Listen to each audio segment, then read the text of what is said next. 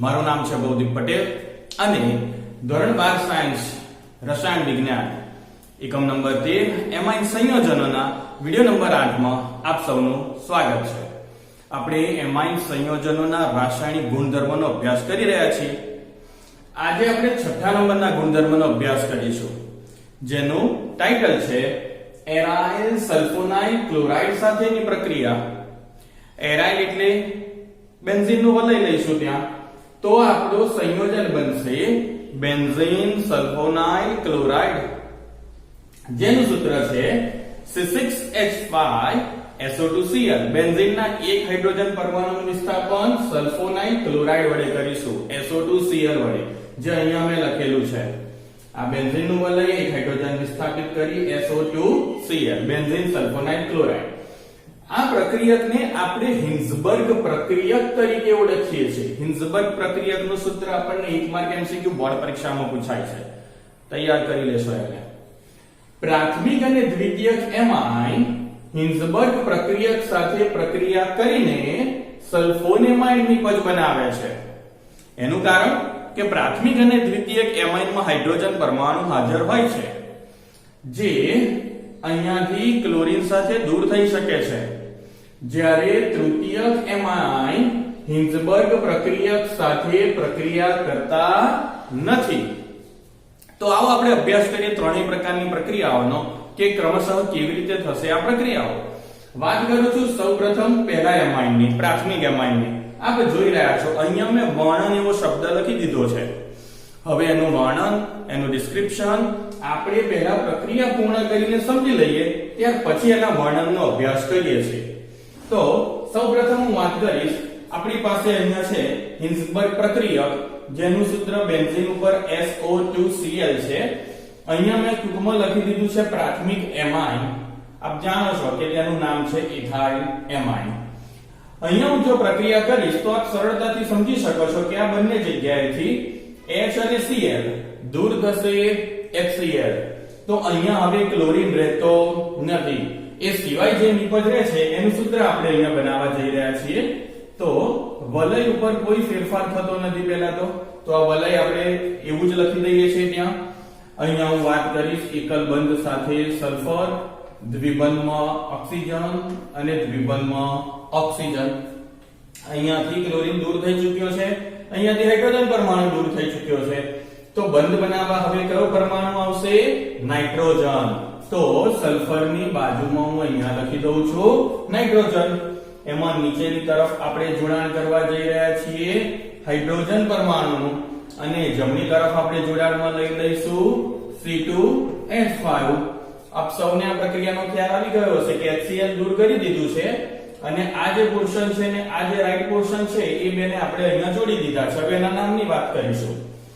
Nitrogen ઉપર ethyl તો છે જ, એટલે N ઇથાઇલ, આ રીતે N ઇથાઇલ, આ બેન્ઝીન, અને આ જે ભાગ થયો SO2NH, SO2NH એને આપણે શું કહેતા હતા? Sulphonamide. N ethyl benzene sulphonamide. તો હવે એના વર્ણનની હું વાત કરું, આપણે ઉપરની લાઈનમાં વર્ણન લખવાનું જે બાકી છે, શું લખીશું આપણે ત્યાં વર્ણનમાં? હિન્ઝબર્ગ પ્રક્રિયક સાથે પ્રાથમિક એમાઇન પ્રક્રિયા કરીને N ઇથાઇલ બેન્ઝીન સલ્ફોનેમાઇડ બનાવે છે, અને આ પ્રક્રિયા દરમિયાન HCl દૂર થાય છે। તો આ વર્ણન આપણે અહીંયા લખવાનું છે। વર્ણનથી નીચે લખીએ એ પહેલા આપણે સમજીએ કે નાઇટ્રોજન સાથે કોણ જોડાયેલો છે? હાઇડ્રોજન। તો નાઇટ્રોજન શેનું દાન કરી શકે? હાઇડ્રોજનનું। અને જે સંયોજન હાઇડ્રોજનનું દાન કરે એને એસિડિક કહેવાય।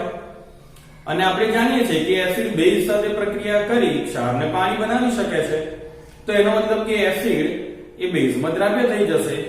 તો અહીંયા હું વાત કરી રહ્યો છું હાઇડ્રોજનના કારણે ઉપરોક્ત નિપજમાં, એટલે N ઇથાઇલ બેન્ઝીન સલ્ફોનેમાઇડમાં ઉપરોક્ત નિપજમાં નાઇટ્રોજન પરમાણુ સાથે હાઇડ્રોજન પરમાણુ જોડાયેલો હોવાથી તે પ્રબળ એસિડિક છે, અને આલ્કલી એટલે બેઝમાં દ્રાવ્ય થાય છે। આપણે હવે વાત કરવી છે બીજી પ્રક્રિયા, એટલે દ્વિતીયક એમાઇનની. પરંતુ દ્વિતીયક એમાઇનની પ્રક્રિયા મેં અહીંયા નોંધી નથી. હવે આપ જોઈ લેશો એને કે કેવી રીતે આપણે ચેન્જીસ કરવાના છીએ અને કઈ જગ્યાએ આપણે ચેન્જીસ કરવાના છીએ. આ પ્રક્રિયા આપણે બી માં લખવાની છે અને એનું વર્ણન પણ લખવાનું છે, પણ બી ની પ્રક્રિયા હું આમ જ બનાવી આપું છું જે બોર્ડ પરીક્ષામાં તમને ઈઝી પડશે. આને દ્વિતીયક એમાઇનમાં રૂપાંતરણ કરવો હોય તો આલ્કાઇલ સમૂહ 1 ને બદલે કેટલા જોઈશે? 2. એટલે સૌપ્રથમ અહીંયાથી હું હાઇડ્રોજન પરમાણુ દૂર કરી અને ત્યાં કયો સમૂહ મૂકી દઉં છું? C2H5. તો હવે અહીંયા કૌંસમાં નીચે પ્રાથમિક લખી શકાશે નહીં, તો આપણે અત્યારે અહીંયાથી પ્રાથમિક એવો શબ્દ દૂર કરી અને ત્યાં કયો શબ્દ લખી દઈએ છીએ? દ્વિતીયક. ખ્યાલ આવે છે આપ સૌને? અહીંયા આપણે કયો શબ્દ મૂકવાના છીએ? દ્વિતીયક. તો આ થઈ ગયો દ્વિતીયક એમાઇન. પ્રક્રિયામાં કોઈ જ ફેરફાર નહીં થાય. અહીંયાથી Cl, અહીંયાથી H, HCl દૂર થઈ ગયા. આપણે હાઇડ્રોજનના સ્થાને અહીંયા કયો સમૂહ વિસ્થાપિત કર્યો? ઇથાઇલ. તો સેમ અહીંયા પણ આપણે હાઇડ્રોજનને દૂર કરીશું અને ત્યાં શું મૂકી દઈશું આપણે? Ethyl, C2H5. આવ્યો ખ્યાલ પ્રક્રિયામાં આપ સૌને? આ પ્રક્રિયા આપ શેમાં નોંધશો? બી માં. કયા એમાઇનની છે તે? દ્વિતીયક એમાઇનની. અને અહીંયા નાઇટ્રોજન પર ઇથાઇલ સમૂહ 2 વખત થઈ ચૂક્યા છે, એટલે આપણે અહીંયા નામમાં થોડો સુધારો કરીશું. NN. હવે ઇથાઇલ સમૂહ 2 વખત છે એટલે આપણે લખીશું NN diethyl benzene sulphonamide. NN diethyl benzene sulphonamide. આવી ગયો ખ્યાલ પ્રક્રિયામાં અને નામમાં બંનેમાં? તો આટલો ચેન્જ થશે. આપ ડાઇઇથાઇલ આ રીતે ન લખતા, ડાઇઇથાઇલ આખું જ એક સળંગ લખશો. હવે અહીંયા સૂત્ર જોઈ લો.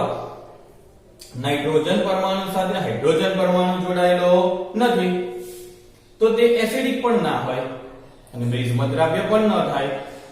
તો આપણે પહેલા આ પ્રક્રિયા લખી એનું વર્ણન આપણે ઉપર બીમાં લખવાનું છે. શું લખીશું આપણે વર્ણન? દ્વિતીયક માટે વર્ણન લખીએ છીએ.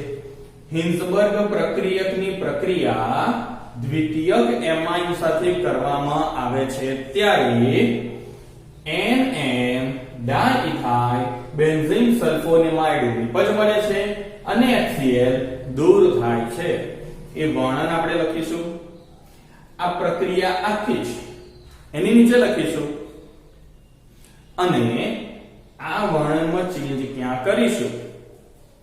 ઉપરોક્ત નિપજમાં નાઇટ્રોજન પરમાણુ સાથે હાઇડ્રોજન પરમાણુ જોડાયેલો અન્ય નાનો ચેન્જ કરીશું. જોડાયેલો નથી માટે તે પ્રબળ એસિડિક નથી અથવા તો તે એસિડિક નથી અને આલ્કલી બેઝમાં કેવો બની જશે? અદ્રાવ્ય.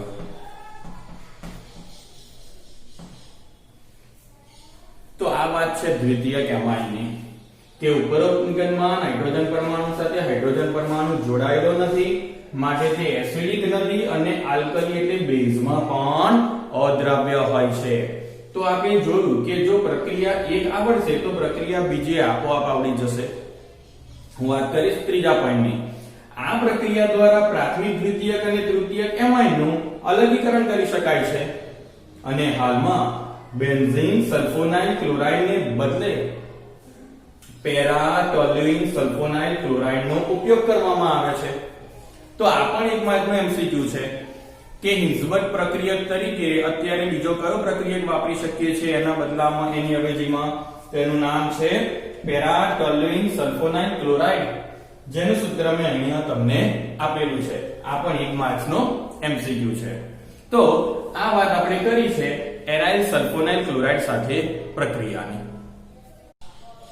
અને હવે આપણે વાત કરવી છે 7 નંબરની રાસાયણિક પ્રક્રિયા, જેમાં હેડિંગ આપણે કરેલું છે ઇલેક્ટ્રોન અનુરાગી વિસ્થાપન પ્રક્રિયાઓ. ઇલેક્ટ્રોન અનુરાગી વિસ્થાપન પ્રક્રિયાઓ. આપ તેનો અભ્યાસ પણ કરી ચૂક્યા છો. અત્યારે આપણે અભ્યાસ કરીશું 12મા ધોરણમાં સંયોજનોમાં હેલોજિનેશન એટલે બ્રોમિનેશનની, નાઇટ્રેશનની અને સલ્ફોનેશનની, જેમાં આજે આપણે વાત કરવી છે બ્રોમિનેશનની.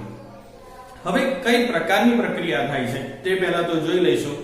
આપ સૌ જાણો છો કે એનિલિનના 5 સંસ્પંદન બંધારણ છે, જેની ચર્ચા પણ આપણે આગળ કરી ચૂક્યા છીએ. 5 સંસ્પંદન બંધારણની તેમાં ઇલેક્ટ્રોનની ઘનતા ઓર્થો અને પેરા સ્થાન પર જ મહત્તમ જોવા મળે છે, અને તેનું મુખ્ય કારણ છે તેમાં રહેલો એમિનો સમૂહ. એટલે અહીંયા લખેલું છે એનિલિનના 5 સંસ્પંદન બંધારણ જોવા મળે છે, જેમાં એમિનો સમૂહના કારણે ઇલેક્ટ્રોનની ઘનતા ઓર્થો અને પેરા સ્થાને મહત્તમ જોવા મળે છે. એનો મતલબ કે કોઈ પણ ઇલેક્ટ્રોન અનુરાગી વિસ્થાપન પ્રક્રિયા આપણે એનિલિનની કરીશું તો એ નવા સમૂહ ક્યાં દાખલ થશે? ઓર્થો અને પેરા ઉપર.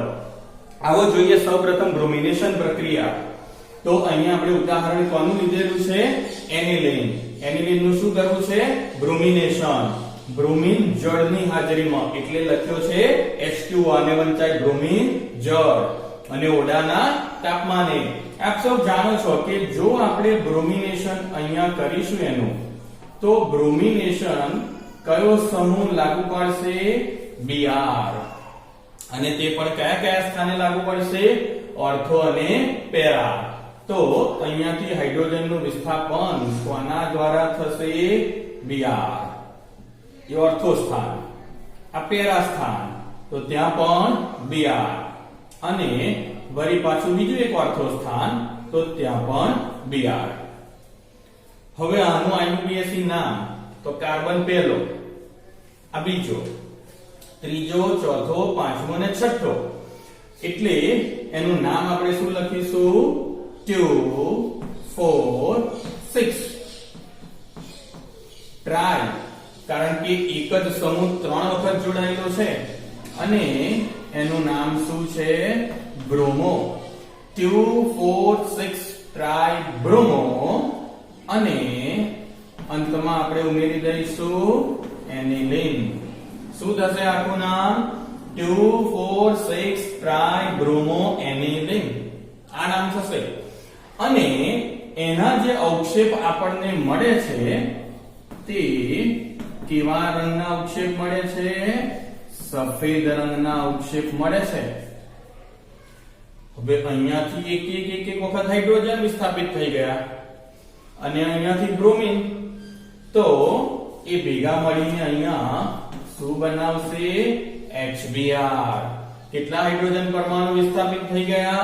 3. જમણી બાજુ લખાણ છે માત્ર 1. સહગુણક 3. આ બ્રોમિન થયા કુલ 3. અહીંયા છે 3. 3 અને 3 6. તો 2 નો સહગુણક મૂકી દઈશું 3. તો આ એક નિપજ, આ એક પ્રક્રિયા છે આપણી પાસે.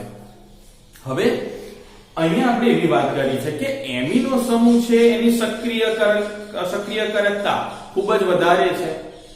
જો એને આપણે નિયંત્રિત કરી લેવી હોય, એટલે કે દરેક જગ્યાએ સમૂહનું જોડાણ નથી જોઈતું, કોઈ એક જ જગ્યાએ મારે જોડાણ કરવું છે, તો એની સક્રિયકારકતા ઘટાડવી હોય તો એસિડિક એનહાઇડ્રાઇડ દ્વારા એનું એસિડિલેશન કરવું પડે.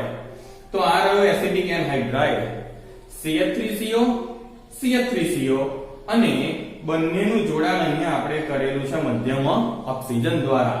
આ છે એસિડિક એનહાઇડ્રાઇડ.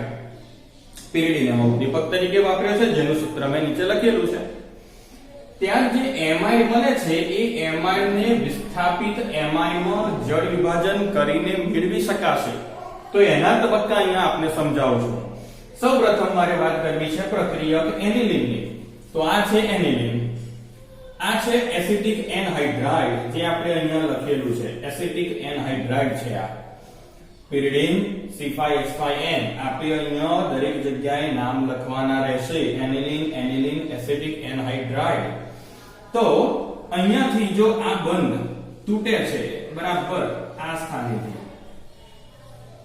તો CH3COO એટલે અહીંયા O માઈનસ અને CH3CO એટલે કાર્બનનો વીજભાર ધન. કારણ કે કાર્બન ઓક્સિજનનો બંધ તૂટી રહ્યો છે, ઓક્સિજનની વિદ્યુત ઋણતા વધારે છે, તો બંધના ઇલેક્ટ્રોન યુગ્મ ઓક્સિજન લઈ જશે, તો ઓક્સિજન ઋણ વીજભારિત અને કાર્બન ઉણપ અનુભવશે ઇલેક્ટ્રોનની એટલે ધન વીજભારિત.